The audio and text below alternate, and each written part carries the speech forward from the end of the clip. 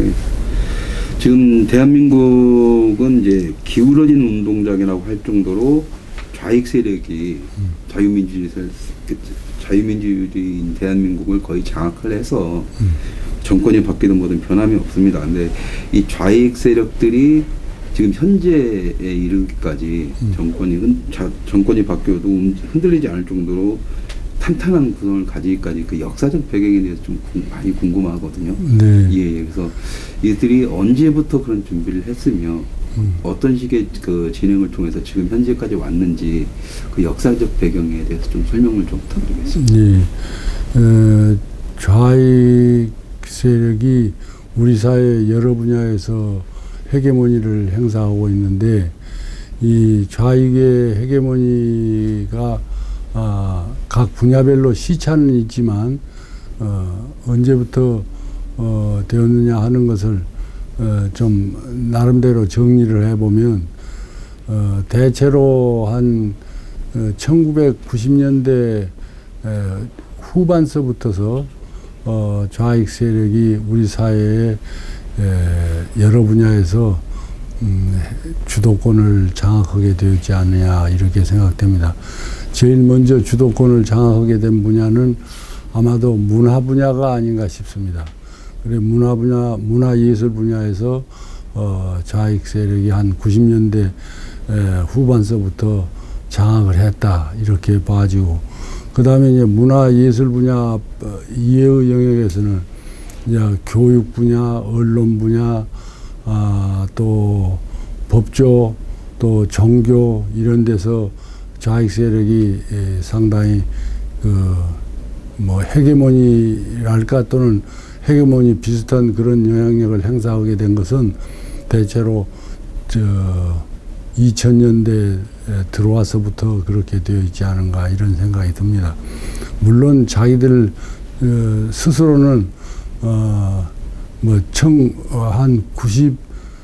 1990년대 초반에서도 자기들이 문학의 헤게모니를 장악하고 있다 이런 이야기가 있습니다만, 그건 이제 그렇게 주장할 수도 있겠지만 객관적인 증후로 볼 때는 아까 말했던 그런 정도로 판단되지 않을까 싶습니다. 그리고 이제 우리 사회에서 정치 분야에서도 점차 2005년, 6년 그 무렵이 되면 좌익 세력이 매우 강한 영향력, 거의 헤게모니에 준하는 영향력을 갖추게 되었지 않느냐 이런 생각이 듭니다. 그러면 그 사람들이 어떻게 해서 그렇게 헤게모니를 우리 사회 여러 분야에서 헤게모니를 장악하게 됐는가를 살펴보면, 첫 번째는 이 사람들이 80년대 말에 80년대 후반에 곧바로 혁명투쟁으로 진행을 하다가 혁명투쟁에서 60항쟁에서 이제 중간 승리를 거뒀는데 그것이 제도권 야당에게 그 승리가 도취당했습니다. 그들의 표현에 의하면. 그래서 이 자기들의 민중 승리를 제도권 야당에 도취당한 후에 이제 혁명을 지속하려고 하는데 그 혁명의 에너지가 약화되니까 또 약화되었고, 또 그 당시 1980년대 말서부터 세계에서 공산주의 와해 현상이, 동굴압화의 공산주의 와해 현상이 일어나서 사기가 이제 저하되었죠. 그때서부터 이 사람들이 어떠냐면 장기적인 투쟁으로 들어가가지고 종전에는 기동전 중심의 투쟁을 했다면 90년대 중반 이후서부터는 진지전 중심으로 투쟁을 전환한 것 같습니다.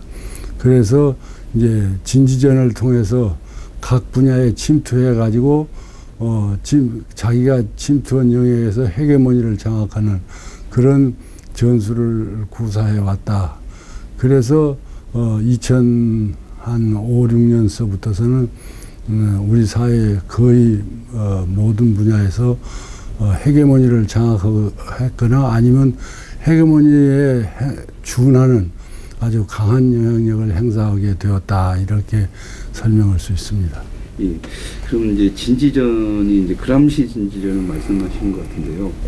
이 진지전을 구축할 때 아까 말씀하신 것은 이제 문화부터 시작을 했다라고 하는데 그 진지전의 영향력이 어디까지 지금 펼쳐져 있다고 생각하시는지 또 그리고 그 지금 이제 우파 쪽에서는 이 그람시가 지하에서 만세 부르고 대한민국의 지금 모습 보면 만세를 부를 거야. 자기가 꿈꿔왔던 세상이라면 만세를 부를 거라고 하는 거에 대해서 어떻게 생각을 하고 계시는지 묻고 싶습니다. 그 사람들은 이제 우리가 기동전이 당장은 효과가 없다고 판단되는 90년대, 80년대 말 90년대 초반서부터 기동전으로 진지전으로 전환했다고 봐야죠. 물론 기동전, 진지전 이렇게 시대가 딱 구분된 건 아닙니다만 어디에 주력을 하느냐 이제 그에 따라서 진지전 단계, 기동전 단계 이렇게 말할 수 있는데 70년대, 1990년대 초반서부터 진지전을 주로 하는 그런 단계에 들어섰지 않았는가 그렇게 생각이 됩니다. 그래서 이제 이 사람들은 진지전의 기본 개념, 침투해가지고 거기에서 헤게모니를 장악하는 그런 전술로 이제 모든 침투 가능한 영역에 다 침투를 해가지고 했죠. 그래 아까도 말했듯이 문화 영역서부터 점진적으로 이제 확산이 돼서 지금은 거의 모든 분야에서 그 사람들이 헤게모니를 장악하고 있다고 봐야죠. 대체로 자본 영역만 아직 그 사람들이 헤게모니를 장악하고 있지 못하고 나머지 영역은 거의 다 헤게모니를 장악하고 있다. 그렇게 말할 수 있습니다. 그런 조짐의 그한 증거로 여러 가지를 들 수 있는데 그것 중에 한 대표적인 최근의 예를 든다면 박근혜 대통령과 관련된 최순실 스캔들이 발생했을 때 그 최순실 스캔들에 대한 사회 각 분야의 반응을 보면 그것을 쉽게 알 수 있습니다. 사회 각 분야에서 우선 언론 분야에서는 최순실 사건을 침소봉대 또는 좌편향적 또 박근혜 타도 편향적으로 보도를 해서 민중들을 그쪽으로 자기들이 주장하는 쪽으로 이끌어 갔고 또 나머지 분야에서 대중동원이 가능한 데는 모든 조직들이 총동원돼서 대중동원을 했고 또 기타 여러 사회 각 분야에서 박근혜 대통령이 잘못이 있었다고는 하더라도 그 잘못이 대통령직을 사퇴해야 할 만큼 또는 탄핵당해야 할 만큼 큰 것이 아님에도 불구하고 여론이 완전히 그쪽으로 경도되었습니다. 그런 사실들을 보면 우리 사회의 각 분야에서 좌익 세력이 헤게모니를 행사하고 있음을 느낄 수가 있습니다. 예, 그러면은 일각에서는요. 지금 법조에서 언론도 마찬가지지만 법조계도 이제 흔히 말하는 김일성 장학생들이 지금 지배를 하고 있으면서 좌파 법조인들이 너무 많아졌다. 그래서 지금 탄핵에서 검찰이나 헌재라든가 이런 모양새를 가지고 있고 인용을 시키는 형식으로 좌파적 성격이 강하다. 그런데 이제 정말 김일성 장학생이라는 개념이 있는 건지 아니면 어떤 진지전의 개념에서 지금의 좌파들이 법조계로 들어간 건지 그거에 대한 경계를 좀 모호한 부분이 있거든요. 과연 정말 김일성 장학생이 있는 건지. 김일성 장학생이라고 흔히 표현을 하지만 그걸 김일성 장학생이라고 김일성으로부터 장학금을 직접 받아갖고 하는 그런 것이라기보다는 주사파의 그 지원하에 주로 법조계에 침투하기 위해서 또는 기타 공부 많이 한 분야에 공부를 많이 해야만 침투할 수 있는 영역에 침투하도록 지원받은 사람들을 그렇게 김일성 장학생이라고 그렇게 상징적으로 부르겠지요. 근데 이제 전체적으로 좌익 좌경 분자들이 어떤 분야에 침투할 때는 서로 앞에서 끌어주고 뒤에서 미는 그런 협력 관계가 이루어집니다. 사상적인 동지 의식이 없는 다른 비사회주의, 비좌경, 비좌익 분야의 사람들은 전부 다 개인적으로 노력을 하는데 이 사람들은 집단적으로 노력을 합니다. 그래서 이 사람들이 공부하는데 협업을 하니까 좀 더 진출이 더 용이해지게 되죠. 그래 이제 공부를 많이 해야만 진출하는 영역에서 그 사람들이 상당히 눈부신 진출을 할 수 있었을 것이다. 근데 그것을 두고 이제 모조리 다 김일성 장학생이다 그러면 그 사람들이 반발하겠지요. 그렇지만 어쨌든 좌익 좌경 성향의 많은 지식 분자들이 서로 협업적 스터디 그룹을 형성해 가지고 앞에서 끌고 뒤에서 밀어주는 방식으로 해서 많이들 법조계를 비롯해서 공부를 많이 해야 하는 그런 장벽이 높은 그런 영역으로 많이 침투했다. 그래서 특히 법조계의 경우는 아주 그런 것이 심각해져 있다. 그런 판단을 하고 있습니다. 그것이 이제 386 세대라고 흔히 말하는 이제 운동권 세대들이 지금 현실에 이제 지금 21세 초에 현실에 와서는 사회 각계각층의 이제 실질적인 활동가들로 활동을 하면서 이 좌경화가 더 심해졌다는 의견도 있습니다. 근데 이 좌경화가 그냥 단순하게 사회주의 좌경화가 있고, 그다음에 이제 그 386 운동권들이 한때 향했던 이렇게 주체 사상에 의한 북한 추종 세력들이 있지 않습니까? 지금 이 사회주의화가 돼가는 거라 박근혜 탄핵이 단순한 사회주의 운동의 한 차원인 건지 아니면은 그 종북 세력과의 어떤 연결고를 통한 대한민국의 전복인 건지 좀 위험한 질문이긴 하지만 분명히 준비를 해야 되는 어떤 가장 중요한 게 문제 중에 하나라고 보기 때문에요. 교수님의 이제 의견을 좀 고려해 주시죠. 우리 사회에서 반체제 세력의 중심부는 두 가지 사상이 뒤섞여진 그런 경향을 가지고 있다 이렇게 말할 수 있습니다. 그러니까 하나는 사회주의 사상 또는 친사회주의 사상이고 또 하나는 아주 고식적인 민족주의 사상, 이 두 개가 작용을 하고 있다 그렇게 말할 수 있습니다. 그래 고식적 민족주의 사상의 경향과 사회주의 사상의 배합 비율에서 민족주의 사상이 더 많으면 북한의 주체 사상에 영향을 받는 자들이고, 민족주의 사상보다 사회주의 사상을 보다 많이 배합 비율에서 사회주의 사상 쪽이 높으면 PD계 또는 비주사계열 좌익이다 이렇게 말할 수가 있겠죠. 그럼 지금 사회를 주도하고 있는 이제 그러니까 사회주의를 추구하고 있고 사회 지도층으로서 장악하고 있는 게 PD 계열쪽보다는 NL 계열이 더 많고. 예, PD 계열보다는 NL 계열이 더 많다고 봐야죠. 그리고 그 사람들이 조직을 결성하고 그걸 이끌어가는 걸 보면, 그 다음에 그 사람들의 구호를 보면 NL 계열이 훨씬 더 강하다 이렇게 봐야 되겠죠.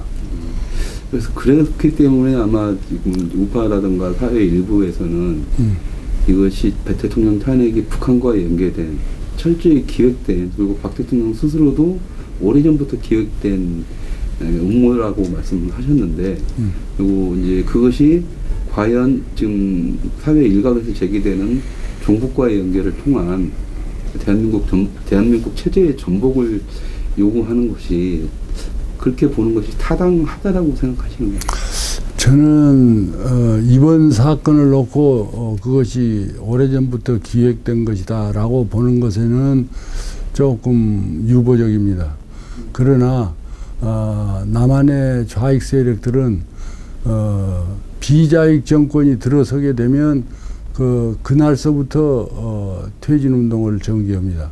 그러니까 이명박 정권이 들어서서도 이명박 정권이 들어선 직후서부터 이명박 정권 퇴진운동을 전개했습니다. 그런데 그때는 워낙 득표율에 있어서 차이가 커가지고 그것이 소유격의 파동이 일어날 때까지는 아주 세게 일어나지 못했습니다. 그러다가 이제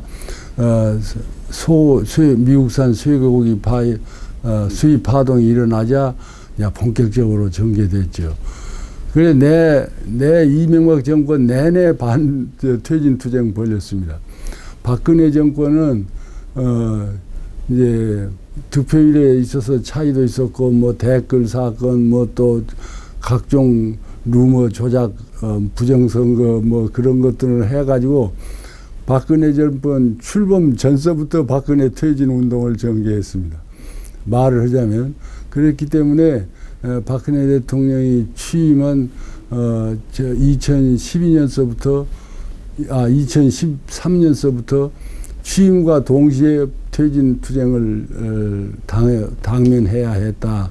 퇴진 투쟁에 당면해야 했다. 이렇게 말할 수 있습니다. 그래서 박근혜 대통령 퇴진 투쟁은 최순실 사건 때문에 일어난 것이 아니라 원래 그들이 준비하고 투쟁해오던 퇴진 투쟁의 연장선상에서 호재를 만나서 민중을 흥분시킬 수 있는 호재를 만나서 또 민중을 동원할 수 있는 호재를 만나서 좀 더 세게 전개한 것이다.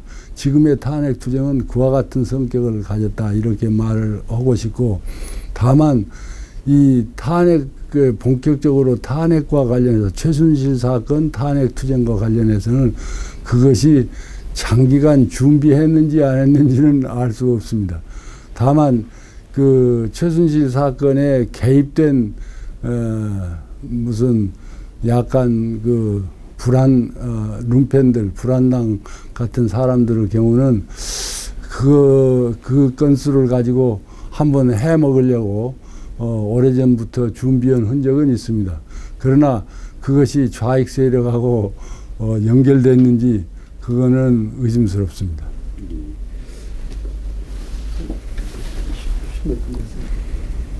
현 대통령의 이제 대북 정책이 워낙에 강경해서 그것 때문에 이제 북한이 피해를 보고 있고, 그것에 의해서 지금 남한 내 좌익 세력과 북한 내 어떤 그 남한 비판 세력의 어떤 합심을 통해서 이런 일이 벌어졌다. 라고 해서 이제 왜 그 이후로서 이제 난수방송 얘기를 많이 하거든요. 멈춰있던 난수방송이 시작되면서 황정엽 선생님이 얘기했던 남한 내 2만 명의 이제 고정 간첩들이 활동을 시작하게 되고, 그것이 이제 철저하게 북한의 조정에 의해서 지금 박근혜 대통령의 탄핵을 주도하게 됐고, 그것이 이제 남한 내 흔히 말하는 종북 좌파 세력과 386 운동권들의 그러니까 큰 이제 움직임에서 북한이 관여를 하는 것은 맞다, 뭐 이렇게 주장하시는 분도 계십니다. 네. 거기에 대해서 어떻게 생각하세요? 저는 그것은 수사해 봐야 확실하게 말할 수 있다고 생각이 됩니다. 다만 아까도 말씀드렸듯이 남한의 반좌익 반북 정권이 들어서면 남한의 좌익과 북한 정권은 합심 협력해서 그 정권을 퇴진시키려고 오는 운동을 지속적으로 전개한다 하는 것만은 분명하게 우리가 느낄 수 있습니다. 이번 박근혜 대통령 탄핵 폭동 또는 소란도 그런 남한 좌익과 북한 정권 간의 협조는 분명히 있었을 것이라고 추정이 됩니다.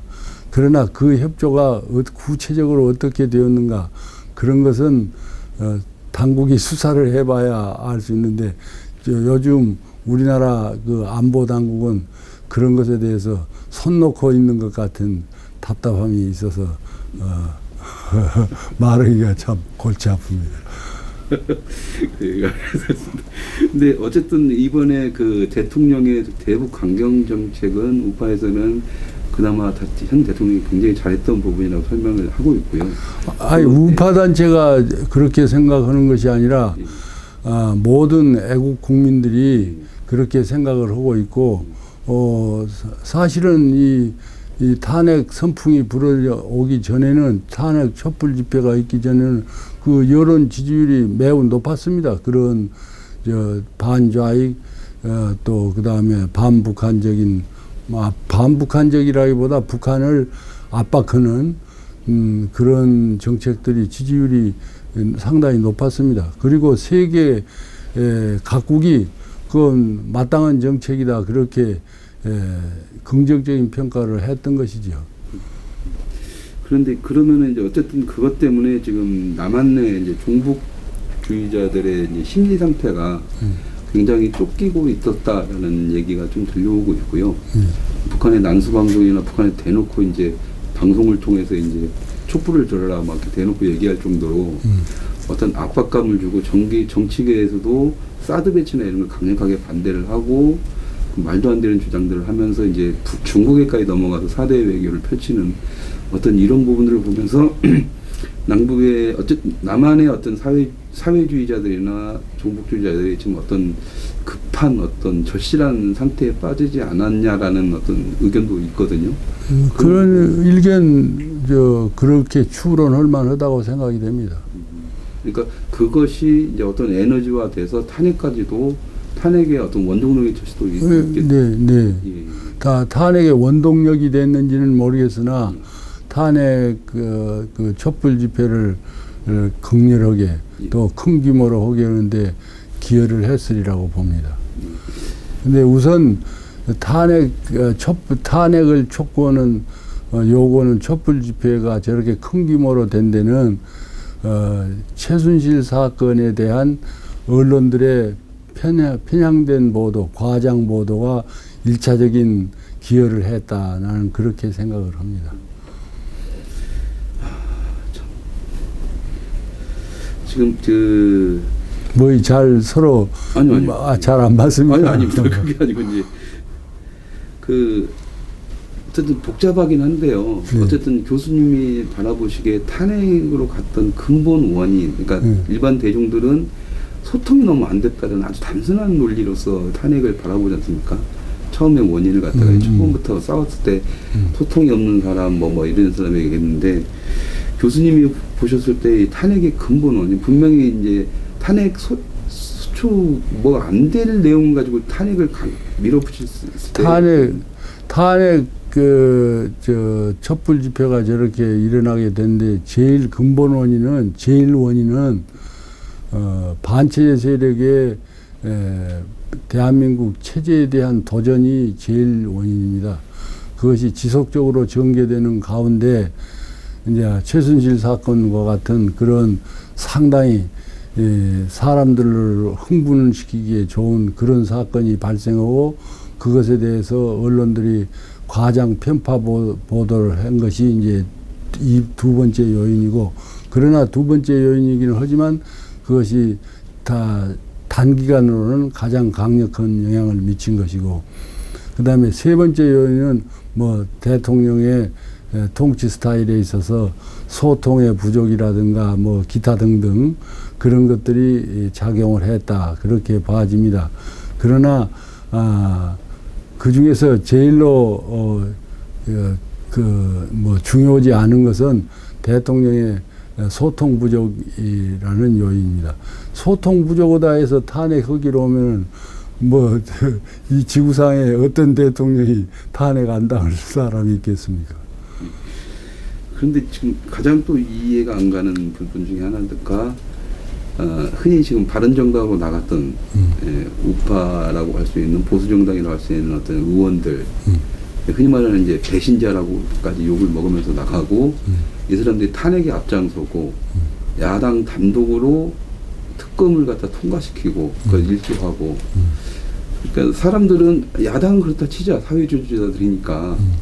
근데 이 사람들은 왜 이 탄핵에 동참을 하면서 힘을 실어주고 있는가, 그 원인이 뭔가라는 것에 대해서 궁금해하거든요.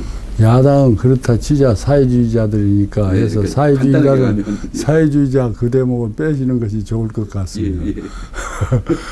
그 다음에 바른정당으로 말할 것 같으면 그 사람들이 박 대통령한테 같은 당에 있으면서도 대단히 푸대접을 받았는 모양이죠. 그러지만 푸대접을 받았다고 해서 같은 당에 있었던 자기 당 소속 대통령을 탄핵하는데 앞장선다거나 또는 제2 순위로 적극적으로 나서는 것은 정치 도의상 있을 수 없는 일이죠.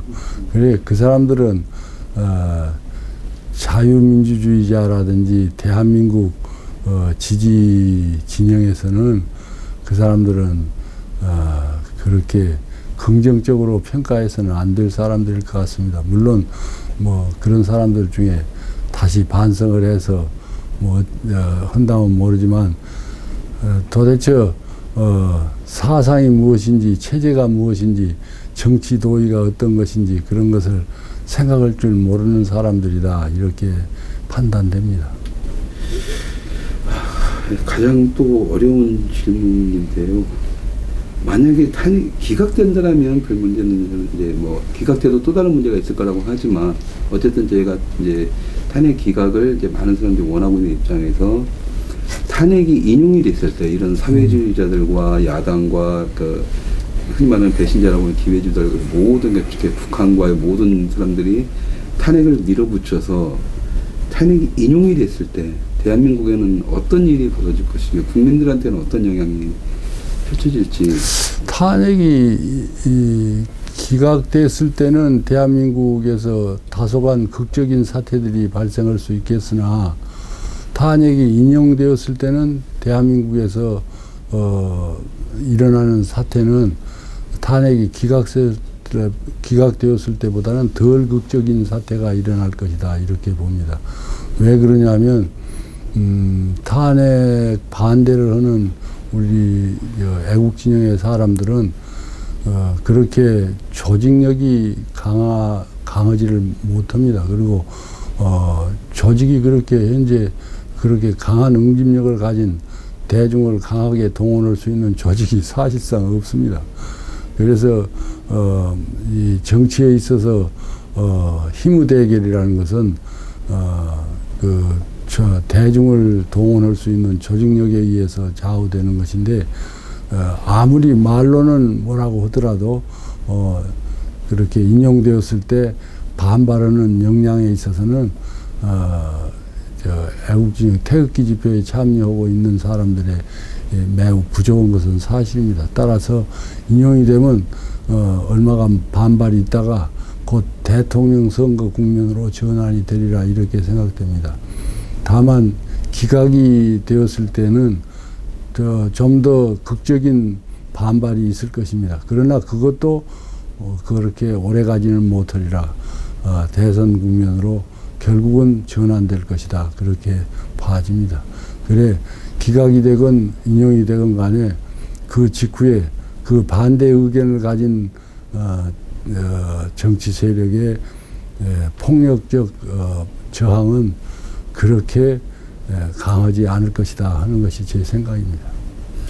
그러면은요, 지금 뭐 자유한국당도 아무런 힘을 쓰지 못하고 대통령에 대해서 나와서 보호해주는 사람도 별로 없고, 이제 바른정당까지 야당이라고 표현하면서 제4 야당이 되고, 어떤 정치적인 힘으로는 분명히 엄청나게 열세를 걷고 있어서 지금 태극기 집회 세력 내에서 신당 창당을 정치적으로 뭔가 힘을 가지기 위해서 신당 창당을 해야 된다라는 얘기들도 들려오고 있는데요. 만약에 탄핵이 됐을 때, 뭐 지금 상태는 이제 탄핵이 되든 안 되든 기각이 되든 상관없이 앞으로 이 애국 시민들이, 애국 국민들이 대한민국의 정체성을 유지하기 위해서 아까 말씀드린 것처럼 너무 힘이 없고 세력화되지 않았다고 하는 부분도 포함해서 대한민국을 지키기 위해서 애국 국민들이 해야 될 방향성이라든가 반드시 해야 되는 일들이 있으시다면. 네, 자유민주주의 체제를 수호하려는 열의에 차 있는 애국 시민들이 새로운 정당을 만드는 것은 바람직합니다. 그러나 그런 희망과 의지만으로 정당이 만들어질 수는 없습니다. 그런 정당을 만들려면 서로 동일한 또 공통으로 받드는 지도 사상이 있어야 하고, 그 지도 사상을 중심으로 해서 그 위계 내부에 질서가 확립이 되어야 합니다. 같은 조직 내에서 질서가 확립되어야 하는데, 지금 대한민국의 애국 진영의 사람들은 공통된 지도 사상이 없습니다. 그리고 전부 다 돈을 좀 많이 가진 사람, 그 다음에 대중 동원을 많이 할 수 있는 사람, 그러면 그놈이 왕초 노릇하려고 하는 성향이 많습니다. 그래, 그런 조건에서는 큰 규모의 정당이 만들어질 수 없습니다. 특히 큰 규모의 이념 정당은 만들어질 수 없습니다. 따라서 애국진영의 그런 소망과 의지가 있음에도 불구하고 그런 진정한 애국 민주정당이 만들어질 가능성은 힘듭니다. 따라 현 시점에서 그러면 애국 태극기 집회에 열심히 참여하고 있는 애국 시민들은 어떻게 해야 하는가? 도리가 없습니다. 기성정당 중에서 가장 자기들에 가까운 정당에 정당을 지지해 가지고 그 후보가 당선이 되도록 노력하는 것 이외에는 뾰족한 대책이 없다. 그리고 현재 우선 가능한 범위 내에서 시민단체들이라고 불리우는 그런 소규모 단체들을 결성하고 있는데, 그런 시민단체들이나마 연합체를 구성해 가지고 행동 통일을 할 수 있으면 그나마 부족한 역량 속에서도 기여하는 바가 있을 것이다, 이렇게 생각이 됩니다. 매우 답답하고 가까워져. 그러니까 힘이 없으니까. 그러니까 공통된 지도 사상을 가져야 사상에서 우러나오는 힘이 있는데, 공통된 지도 사상이 없으니까 사상이 명령하는 바에 따르는 그런 힘이 생겨나지 않습니다. 그 다음에 사람들이 다 사상을 위해서 헌신할 생각을 가져야 비로소 사상을 중심으로 해서 뭉쳐서 그 안에서 질서를 확립해하고 집단적인 투쟁을 할 수 있는데, 이 사람들이 사상에 대한 헌신성은 없고, 중요한 건 완력, 그 다음에 돈, 그 다음에 대중동원력, 이것만 중심으로 생각하기 때문에 그거이 없으니까 사상적인 이념정당, 이념그룹, 이념집단, 그런 것이 만들어질 수가 없죠. 지금 태극기 집회에 나오는 시민들은 그 3.1운동, 만세운동, 태극기 들고 나왔던 만세운동 이후에 아마 애국 진영의 사람들이 나온 처음, 그러니까 수십 년 만에 처음 나온 게 운동 에너지라고 운동 에너지라고 해야 되나? 그러니까 말 그대로 대한민국이 만들어지고 나서 처음 그 참지 못하고 나왔다는 그것이고, 그것이 이제 에너지화돼서 이제 지금도 오늘도 많은 사람들이 나오게 될 예정인데요. 이 교수님이 생각하시는 이 태극기 태극기 집회의 역사적 의미, 그다음에 이것이 과연 그 아까 교수님이 걱정하시는 그 애국 시민들의 어떤 그 약한 그것을 좀 더 크게 확장시킬 수 있을지, 그 교수님이 바라보시는 태극기 집회의 의미에 대해서 한번 말씀해 주세요. 태극기 집회의 역사적 의미는 매우 큽니다. 왜 그러냐면 우리나라 애국 시민들은 자발적으로 그 직접 행동, 집단 집회라든가 시위를 하는 그런 행동을 하지 못했습니다. 왜 그러냐면 종전에는 전부 다 그런 것을 정부가 독점해 있었기 때문에. 그러니까 해방 직후에는 좌우의 대결이 심각할 때 군중 대 군중, 대중 대 대중의 직접 행동 투쟁이 있었습니다. 그러지만 이제 건국 후에는 그런 것이 이제 자발적인 애국 진영의 그런 직접 행동들은 없었다. 정부의 동원하에서만 그런 집회나 시위가, 애국 시민들의 집회나 시위가 있었다. 그렇게 말할 수 있습니다. 이번에 태극기 집회가 한 것은 바로 우리나라에서 처음으로 애국적 자유민주주의 체제를 신봉하는 반공 자유민주주의 체제를 신봉하는 애국 시민들이 자발적으로 정부로부터 아무런 간섭이나 지원이나 뭐 요청이나 그런 것 없이 처음으로 자발적으로 집회를 하고 시위를 했다는 점에서 역사적인 의의가 큽니다. 이 힘이 앞으로도 계속 유지가 된다면 이 힘을 바탕으로 해서 한 2, 3년 내에는 이념적인 정당이 만들어질 수도 있으리라고 봅니다. 그러나 내가 추측컨대는 지금 이 힘은 일시적인 분노, 공포에서 비롯된 것으로서 그렇게 에너지가 지속적이지는 못할 가능성이 있습니다. 부탁하건대 애국 시민들은 이 에너지를 좀 지속시켜서 이념 정당이 만들어질 때까지 한번 밀어붙여 보면 우리나라의 자유민주주의 체제를 가진 국가로서의 대한민국의 미래가 희망적이지 않을까 이런 생각을 해봅니다. 감사합니다. 나중에 국민들한테 한 말씀 해주십시오. 이랬더니 다 한꺼번에 다 잘 해주셨습니다. 혹시 그 교수님께서 이 말만 꼭 하고 싶다. 영화를 통해서든 뭐를 대한민국을 지키기 위해서 이것만큼 꼭 대한민국 국민들은 해야 되지 않겠냐라는 예, 그거 말씀이 있으시면 한 말 하겠습니다. 대한민국이 자유민주주의 체제 하에서 발전하려고 할 것 같으면은 국민이 이성적이어야 합니다. 지금 현재 우리나라 국민들은 이성적이기보다는 감정적으로 좀 개강된 분위기에 빠져 있습니다. 그래서 애국 촛불 집회에 참여하는 사람들이건 태극기 집회에 참여하는 분들이건 감정보다는 이성에 입각해서 정치적 판단을 하는 그런 노력을 해 주시면 좋겠습니다. 그래서 이 바라건대는 촛불 집회도 태극기 집회도 당장 그만두는 것이 좋습니다. 그러나 어떤 한쪽에서 자꾸 촉발을 하고 그만둘 생각을 않기 때문에 우리 태극기 애국 시민들도 그에 반발해서 자꾸 나서게 되는데 이런 것은 바람직한 상황이라고는 저는 생각하지 않습니다. 따라서 다시 한번 촉구하건대 촛불 집회 사람들 제발 좀 촛불 집회 좀 하지 않아줬으면 좋겠습니다. 그러면 그 다음 날서부터 태극기 집회도 안 하도록 하겠습니다. 말 틀렸습니까? 아니 맞습니다. 맞는데 전혀 예상치 못했던